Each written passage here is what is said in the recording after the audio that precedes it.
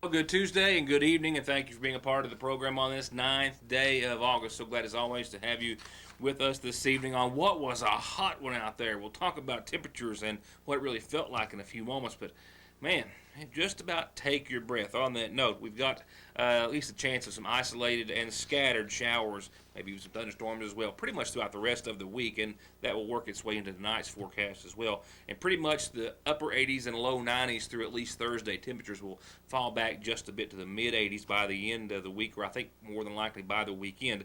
There's also a heavy rain threat that we are tracking by the end of the week as well, and an updated forecast forthcoming in just a few moments. Tonight will include testimony as was presented today in the federal courthouse in London, Kentucky. We have a two-member team in the courthouse who's been taking notes all day. I have been digesting those and have a few pages to relay to you tonight. Testimony did wind up at 5 o'clock. They are set to begin at 8:30 in the morning in a trial that actually might last at least through this week and maybe even early into next, I am told, is a possibility. But we'll go over today's testimony for the most part in just a few moments. We also have a uh, crystal methamphetamine related arrest involving a father and a daughter night before last. Also an accident late last night, another fatal eastern Kentucky auto accident as well, and a lot of other news and information to get to you. It won't be the standard format as usual tonight due to trying to work in so much current information from the federal election trial in London, but we will have all the news one way or the other on tonight's program. First off, we do need to make note of a tragic incident, another fatal auto accident in eastern Kentucky. This time we learned that just yesterday afternoon, a Pike County woman was traveling on Marrowbone Creek when she lost control of her pickup truck. She struck a bridge. The truck then overturned and then flipped into a creek. The Pike County Coroner's Office pronounced the driver, Katrina Little, dead at the scene. Police have confirmed in their preliminary investigation that alcohol does not appear to have been a factor. However, they do not believe that Little was wearing her seatbelt and may have survived or suffered only minor injuries had she been. Here in McCarty County late last night, a single vehicle crash that, well, hitting a tree is not something you necessarily want to do in an auto accident. However, in this particular case, given the terrain where the four individuals in the vehicle were traveling, it's perhaps a good thing that the tree stopped them and the vehicle from going any further than it did. It was a single vehicle crash involving this SUV. It happened on Kentucky Route 404 on the David Hill, the vehicle traveling out of McCarty County at the time, very near the Floyd County line. The driver of which was said to have lost control coming out of a curve. The vehicle went over an embankment about 30 to 40 feet. That's when it ran into these trees, which stopped it from going over an even steeper and further embankment and may have stopped the occupants from being more injured than they were. I'm told there were four individuals, two males and two females, that were all out of the vehicle upon arrival of the South McCarty Volunteer Fire Department and members of the McCarty County Rescue Squad and law enforcement. They were all treated at the scene for what appeared to be minor injuries at the time. However, they all sought medical attention by ambulance taken to the Highlands Regional Medical Center from the scene. The accident is under investigation or being handled by the Kentucky State Police. Before last, or technically morning before last, as it was around 3 in the a.m., Sayersville City Police Department, specifically Officer Joshua Peace, made a traffic stop on the Mountain Parkway that netted a crystal methamphetamine related arrest of a father and his daughter. The daughter was behind the wheel of a vehicle that was stopped for a traffic violation before they were both ultimately the subject of arrest. During his late night patrol, Peace says that he made a traffic stop of a black Ford Fusion on the Mountain Parkway for a traffic violation, a rear license plate not illuminated as the law dictates. Upon stopping the vehicle, he says that he noticed the female driver becoming anxious. He also called for backup, that being in the form of Nick Markham of the McCarty County Sheriff's Department. He says that he began questioning the two individuals and then he asked them to get out of the vehicle. The female, identified as Danielle Brianna Crace, was the driver of the vehicle. Her father, Jack Brent Crace, was the passenger. In his notes, Peace says or dictates that whenever he got Mr. Crace out of the car, he noticed him trying to get something into or out of his pocket. That something was later determined to be a syringe and what he believed to be a meth pipe. He also was granted consent to search the vehicle by Danielle Crace. Upon searching the vehicle, Officer Markham found a purple purse down between the seats. In it contained 2 bags of crystal methamphetamine. Danielle Brianna Crace told authorities that was not hers. Her father did not take responsibility for it either. Therefore, she was charged with possession of a controlled substance in the first degree and for the traffic infraction as well. While Jack Brent Crace was charged with possession of drug paraphernalia. Both were lodged in the Big Sandy Regional Detention Center. This was night before last. At last report, just before 6 o'clock, Jack Brent Crace was out of the jail. However, Danielle Brianna Crace was still lodged in the Big Sandy Detention Center. I'll be right back. For high-speed internet starting at 15 meg for all of your gaming, movie, home, and business solutions, or to watch TV, including your favorite local channels without a contract with hundreds of channels and digital and HD quality, and to stay connected 24/7 with friends and family, a direct line to 911, or to give your business the link it needs, choose telephone service you know is always there. Just click on their link on this site to find out how affordable the latest technology in communications can be. Foothills Communications. While it's not unusual for them to find someone attempting to smuggle contraband into the Big Sandy Regional Detention Center, they did a proactive step, however, on today, specifically at 900 hours this morning. A lockdown occurred at the Big Sandy Jail. The lockdown was used to facilitate a search for contraband of any kind or type. The investigation, they say, was a joint effort by the Prestonsburg Police Department's K-9 unit and the Big Sandy Jail's corrections officers, along with aid from the Johnson County Sheriff's Department. Prestonsburg Police Chief Larry Woods and Assistant Chief Gerald Clark, along with a K-9 handler, Kenneth Prater, Officer Kenneth Prater, mind you, led the cell-by-cell search for illegal drugs today. Johnson County Sheriff's Deputy Terry Tussey accompanied the corrections officers in the search to bring formal charges against anyone who would be found in possession of any illegal substance or weapon. After more than 2 hours of searching, they reported out that no drugs or illegal substances were found among the population of 222 pre-trial detainees and state inmates on this occasion. The administrator would like to take this opportunity to thank everyone for their participation in this search and especially show his appreciation to the staff for their hard work in trying to keep the Big Sandy Jail drug-free and a safe environment for all inmates and staff.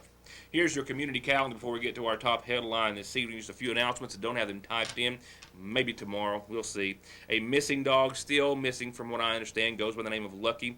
A male lab mix, yellow and white in color, wearing a green collar, last seen in the Evanston area off Kentucky Route 542 in the southern part of our county. If anyone has seen this dog, call 884-8409. They really would like to be reunited with their lost pet and hope that you can help. Don't forget, open house for middle school students at Harold Whitaker, postponed until tomorrow, 4 to 6 tomorrow night. And also a reminder for this weekend, a lot of things happening this weekend. The Elk Creek Free Will Baptist Summer Bass Fishing Tournament is this Saturday at the Alfrey Boat Ramp on Cave Run. They're going to launch at 6 o'clock Saturday evening. Don't get there in the a.m. You'll have to wait. And they'll weigh in at 2 o'clock in the a.m. They have their hourly big fish prize of $100. First place pays $1,000. Second, $500. Third place, $300. You can contact 548-0118. Call Tammy if you have any questions. I spoke with our friend Eddie Jenkins just a few days ago. Actually, I think it was Friday, about the big event that the Appalachian Outdoorsman Association has set for this Saturday down in West Liberty. 1 in the afternoon to 10 that night. Big bluegrass show, all sorts of fun, food, concessions, cornhole tournaments. They've got free camper hookups with water, sewage, and electric, all in an effort to raise funds for archery supplies, I think, for their organization. Call 349-5878 if you have any questions. Bring a lawn chair with you. And just got this in about a gospel singing at the First Community Baptist Church on Route 40 this Saturday evening at 7. Pastor Lindsey Mead wants to invite everyone to come and be a part and listen, and any singers or musicians who would like to come and be a part of the show to do so in an effort to make joyful noises for the Rock of Our Salvation. That is at the First Community Baptist Church on Route 40. I'm going to say about 4 miles, maybe 5, I guess, closer to 5, outside of Sagersville and Route 40. And the 1986 McGoffin County High School graduating classes getting ready for their 30th reunion. Man, I'm not too far behind that. Whew. On September the 3rd, 7 p.m. at the Sagersville Renaissance Center, 859-314-3453. I'll get the calendar back up on the screen, hopefully as soon as tomorrow, and have those numbers and that information to pass along to you. Jury selection began at 9 o'clock this morning in the federal courthouse in London. By 1 o'clock, it was opening arguments. We'll talk about the testimony that was given right after this. Several pages of notes from a two-person team, I should say, in the London courthouse today. And actually, the most recent note I have runs up to around 4 o'clock this afternoon with another hour of testimony given thereafter. That's just now coming in. I don't have edited. We might be able to bring that to you before we leave. We'll just have to wait and see what time allows. But I can tell you that the federal election trial with 4 co-defendants, that being Larry Shepard, that also being Mason Daniels, Rooster Reisner, and Tammy Jo Reisner, that trial did begin on schedule this morning with jury selection at 9 a.m. Opening arguments began at 1 o'clock after lunch, with the prosecution's first witness being called as Renee Shepard. Their second witness was Scotty McCarty. Scotty McCarty was still on the stand at a 15-minute break at 4 o'clock, which was the first batch of notes I received, and he was actually still on the stand when they recessed for the evening. Opening arguments were lengthy, as each of the 4 defendants were represented by their own attorney. Federal prosecutor Ken Taylor laid out the government's case against each one, saying they were there to pay or offer to pay for votes, and that they were all part of a conspiracy in concert with several others to affect the early absentee voting process in McGoffin County. He referred to 4 individuals as players, the leader being Charles Doc Harden, judge executive. He called Magistrate Rooster Reisner the bundler. The middleman, he says, was Jerry Helton, and the verifier was Larry Shepard. In Bud Adams's opening statements, the representative attorney-wise for Larry Shepard, he called Scotty McCarty a snake who has unclean hands and who is trying to save himself and who is getting direct immunity. Later, Renee Shepard will be the first to take the stand. U.S. Attorney Ken Taylor walked her through the clerk's duties. She asked Shepard what Randy Salyers' title was with the county. She stated she didn't know, just knew that he was an employee of the county. He asked her if she knew about Randy's vote-buying conviction in 2010, to which she replied yes. And Taylor then meticulously walked her through the voting numbers for 2014. In cross-examination, Bud Adams, representative or attorney for Larry Shepard, went over the technical aspects with Renee Shepard of her office at election time, as did another attorney for one of the defendants, and then Shepard was dismissed. After excusing Renee Shepard for the time being at least, Ken Taylor called Scotty McCarty to the stand. Scotty McCarty testified to a great deal of testimony that we've already covered on the program per documents that we had obtained pre-trial. He testified that he met Charles Doc Harden, McGoffin County Judge Executive, in his senior year of high school when Harden gave him some IV fluids before a basketball tournament. He also testified that later in 2002, it was when he went to Harden's clinic and told Harden that he could help get some votes, some absentee votes. He said he actually could, at the time, get 3 of his neighbors' absentee ballots that would only be signed and left blank for their selection of who they would vote for, and that he could buy them for $50. He says that he later met Harden behind his clinic, and that was when Harden reportedly gave him $300 for those absentees, and as we covered before, telling him that he finally started to understand McGoffin County politics. I do want to mention as well that the jury was instructed by the judge that that particular exchange took place before the 2014 election, as I'm sure they will do during a lot of his testimony. Nevertheless, he testified in 2006 that he asked Jerry Helton and Charles Harden to sit on a precinct board, and that the night before, Scotty McCarty, Magistrate Rooster Reisner, Charles Harden, and Randall Harden all met at Harden's Medical Plaza, and Scotty told them that he could get good results for Harden in the election where Harden normally doesn't. And then he says that at one point Randall Harden left the meeting for a few moments, came back in, and then when Scotty went back to his vehicle, there were 25 $100 bills in the ashtray of that truck. He testified that on election day they would take vote sellers into the voting booth all day long. Taylor asked how that's possible with both parties, Democrat and Republican, watching the voting process, judging the process, asking if it was possible for Republican and Democratic lines to be blurred in that manner, to which McCarty replied, quote, absolutely. He also testified about the 2008 race, not a local race at that time, he said, but with the state representatives race, including McGoffin County and John Sizemore running. He said that Larry Shepard, Renee Shepard, Charles Harden, and Randy Salyer and the commissioners all met Larry and Randy, that being Larry Shepard and Randy Salyer, at the courthouse, I do believe was the location. It was where Doc said that he wanted, that being Doc Hardin, said that he wanted Sizemore elected for better connections. And then Rooster Reisner told Scotty McCarty to work for Sizemore and to use the machine to vote as many as he could get in. This was also similar to testimony that we've already heard pre-trial, in which Scotty McCarty says that every time he would vote someone who was not on the books, he would take a penny from one pocket and place it into another pocket to keep track. And at the close of the polls on election day, he had 60 pennies in his pockets, and that was when he and another poll worker then took the election books to the roster, that is, of who voted, to Magistrate Rooster Reisner's house, and then watched him fill in 60 names of people who had not voted. He said the outcome of the election at that precinct for Sizemore was 298 to 24. He said, quote, "I got a lot of thanks that day."